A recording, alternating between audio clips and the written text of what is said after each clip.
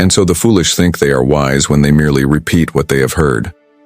But the truly wise man makes his own observations. Today we're going to talk about why the most foolish people end up in power, how that happens, and what you can do about it. This is a quote from one of the most famous political philosophy books ever written, The Prince by Niccolò di Niccoli, better known as Machiavelli. In this book, he outlines the principles of power acquisition and maintenance. He wrote it 500 years ago, and yet today we can still see its relevance. It's not a comfortable read because he doesn't sugarcoat anything. He's brutally honest and realistic about human nature and the acquisition and use of power.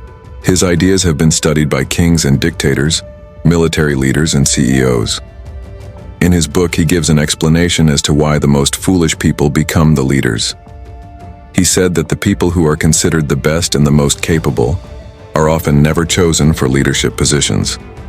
He says those who lack ambition or appear too weak and indecisive are overlooked for leadership roles. Instead, it is often the mediocre or the foolish who get selected. You may be thinking this is insane. You would assume the best and the brightest would be selected for leadership, but no, he says it's the opposite.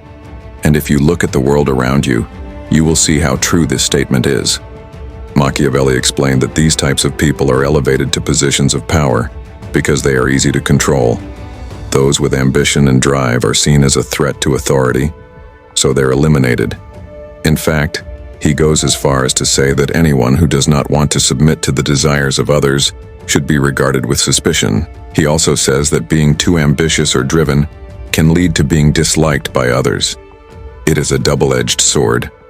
When you are ambitious, you can achieve great things, but you can also make enemies along the way. And according to Machiavelli, those enemies will always try to bring you down. This is why he says ambitious and talented individuals are often left out of leadership positions. They are viewed as too risky to include. Machiavelli was definitely onto something here. A lot of research has been done on this topic over the years.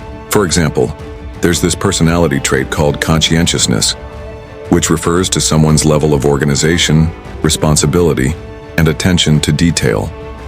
Studies found that while conscientious people do perform well in their jobs, they actually get passed over for promotions more often than their less conscientious colleagues.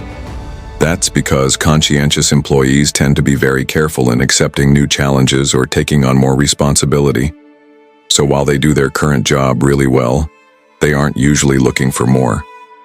On the other hand, researchers found that those who are less conscientious are more likely to take risks and volunteer for new responsibilities even if they don't have all the details figured out.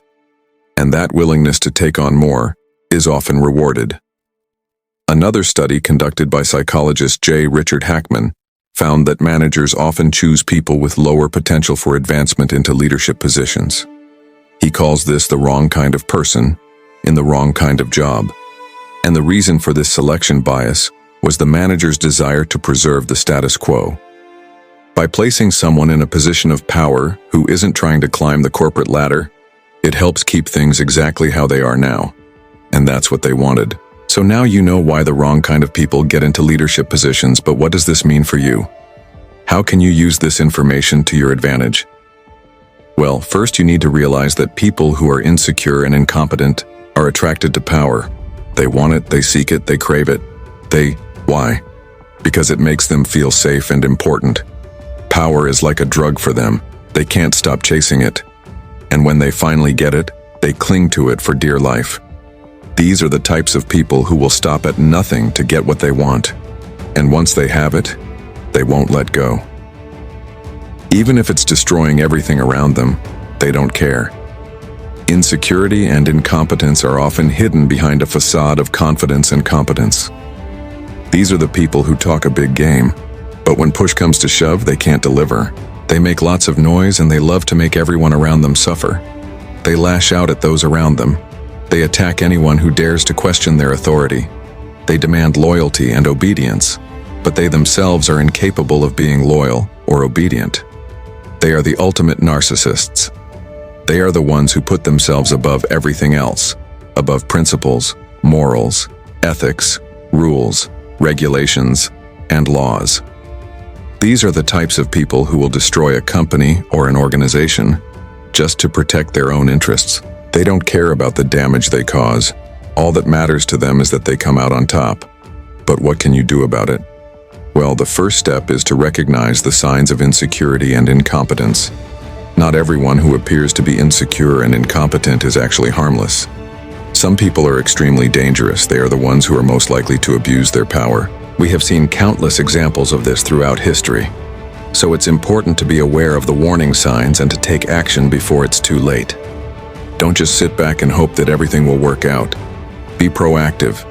Do something to protect yourself and those around you. This is why Machiavelli says it's better to be feared than to be loved, because fear can be controlled. Love cannot.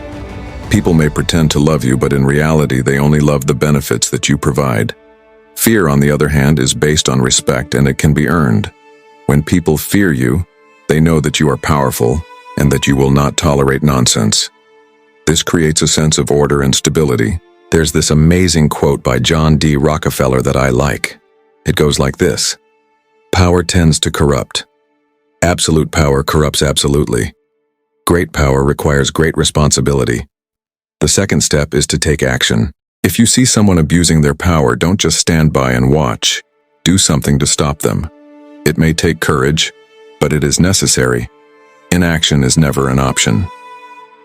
As Machiavelli says, it is better to be feared than to be loved, because fear can be controlled.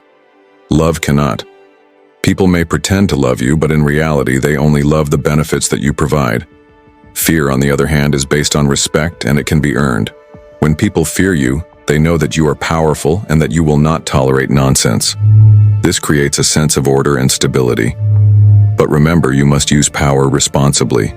Absolute power corrupts absolutely. The third step is to use power wisely. Don't abuse your power. Don't use it to control or manipulate others. Use it to serve your country, your community, your organization. Make a positive impact on the world. That is the only way to ensure that your legacy will be remembered for good and not for evil. Remember, the most foolish people end up in power because they are easy to control. They are the ones who are attracted to power for the sake of power. And then when they have it, they don't know what to do with it. So they abuse it. They use it to control and manipulate others.